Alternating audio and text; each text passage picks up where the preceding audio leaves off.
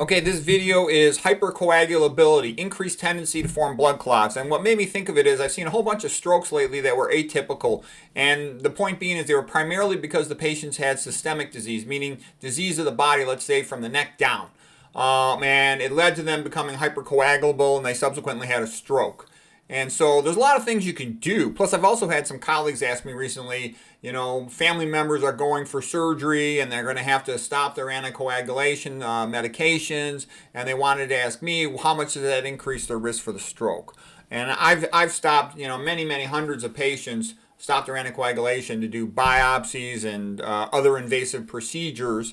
And I'm only aware of one of them having had a stroke from that. So it's rare, but it can happen, which is another reason why if you don't really need the biopsy, then why do it? The average patient, they freak out when they hear the C word for cancer, and they'll do anything. But they don't understand that a lot of times the risk of cancer is so low, it's ridiculous. Why even check for it? In addition, a lot of times the patient has so many other diseases, so much comorbidity, that, some minor nodule in their thyroid or something, in that context, it really doesn't matter too much, okay? And the doc they go to is obligated to recommend them for biopsy because that's the standard of care.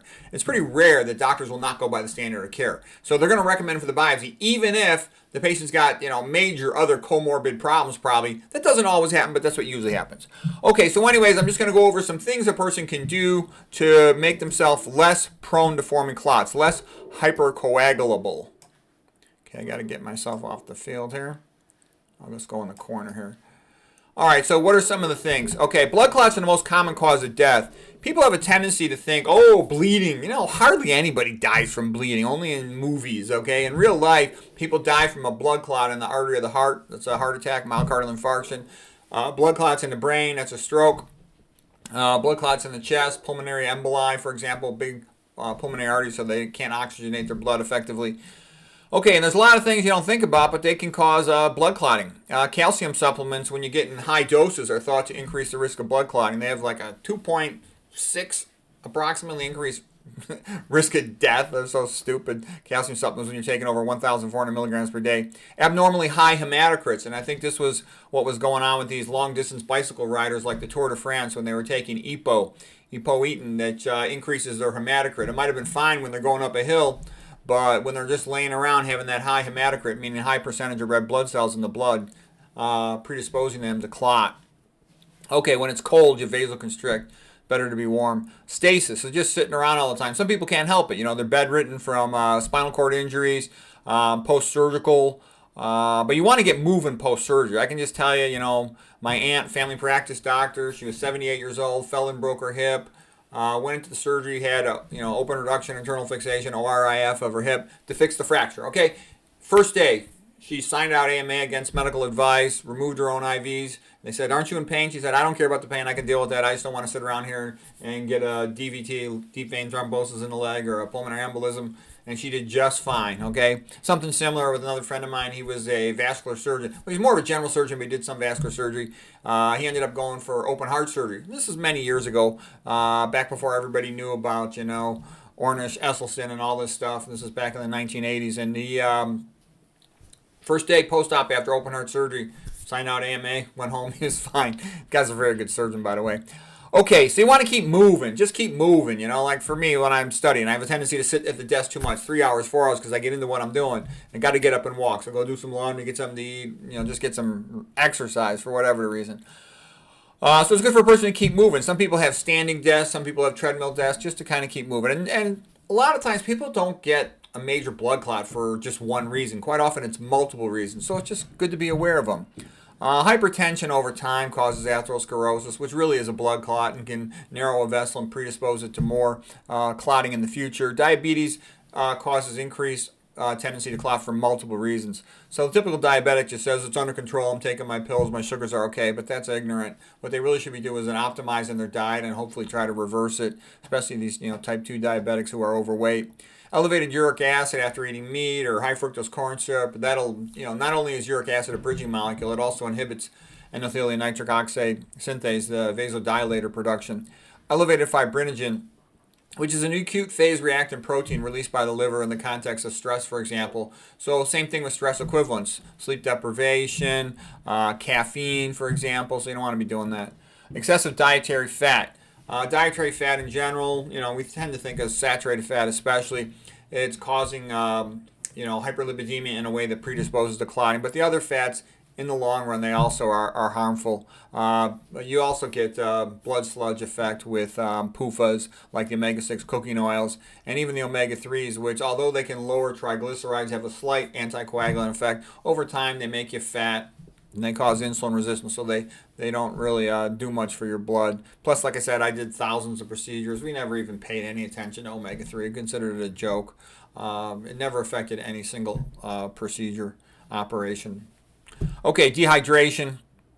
Being dehydrated concentrates your blood, elevates your hematocrit a little bit. That makes you slightly more prothrombotic. So staying well hydrated can help, but you got to be careful at night. You don't want to hydrate right before you go to bed. Then you got to wake up and void, and then you get sleep deprivation, so you don't win with that. Good to hydrate in the morning. Okay, cancer. Cancer increases a person's risk of forming a clot, especially certain cancers, aggressive cancers, metastatic cancer, pancreatic cancer, things like that, brain tumors. Leaky gut and leaky gums. I'm going to have an additional slide on this, but there are lots of things that cause leaky guts and leaky gums, and that includes artificial sweeteners, so you want to be careful about all that stuff.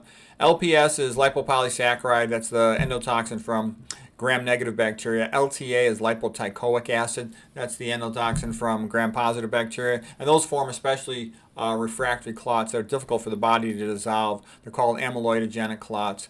Amyloid clots. I gave some lectures on that. Excessive free iron, which tends to happen over time, with men starting in their, let's say late 20s, early 30s, they start gradually becoming iron overloaded. Women, when they're postmenopausal, because they're no longer menstruating, and that can slightly increase their risk of clotting. That gets into the work of Douglas Kell and Etheresia Pretorius. I gave lectures about them.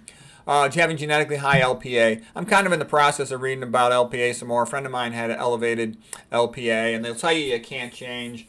But he saw his change, and so I recently checked mine. I got to get my labs back. I'm curious what it's going to be. LPA is not that simple, though. We'll talk about it in a future lecture. Protein S and C deficiency. You can also have kidney problems that lead to problems with this. Kidney failure in general makes people more prothrombotic. You look at the CT scans on these kidney failure patients, especially the ones on dialysis. All their arteries are calcified all over the place. It's a disaster. Some of these, congenital problems, I'm not going to get into these too much. These are all things you can check in a person's blood if they have a clotting problem. But for everybody, all of this other stuff is relevant. Splenectomy is relevant. Trauma to the vessels, birth control pills, estrogen overload. Estrogen itself is a little bit prothrombotic. Estrogen replacement therapy. Okay, relatively mild, but all these things can add up. Trauma to the vessels, radiation therapy, alcohol. These are all things that can kind of add up.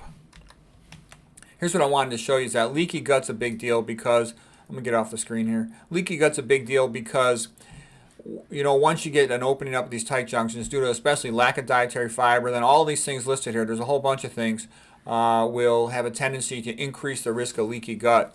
Because then you can start getting bacteria and their endotoxins across the single cell layer, the epithelium of the gut, the enterocytes. And these can be very prothrombotic. So you don't want this stuff. Okay, that's another reason why, I won't take an NSAID or an aspirin. I think they're totally overrated.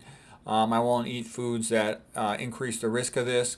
So here's the whole list. If you're interested in that, you can go through that. Also, it'll help protect you from autoimmune disease to avoid all these things. I just avoid all of them. It's easy for me to do it. Okay, here's the kind of workup. It's kind of expensive. They'll run all these tests if they don't know why you formed the clot. Hyperlipidemia increases your risk of clotting. That's common to everybody. Diabetes increases your risk of forming clots in multiple different ways. Diabetes is a much worse disease than people realize. A lot of people think, pre-diabetes, diabetes is no big deal. They keep saying it's under control. My sugar's okay. I'm taking my pills.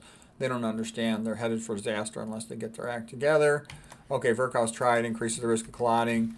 The things you can do, like we just talked about, eat the low-fat, low-sodium vegan diet, avoid all the things that cause leaky gut, stay hydrated during the daytime, don't do stupid stuff like taking high-dose calcium supplements, and, keep moving, get some exercise, move around. I do a lot of little things, like when I get a phone call, if I'm working and I'm at my desk, I'll stand up when I talk on the phone, things like that.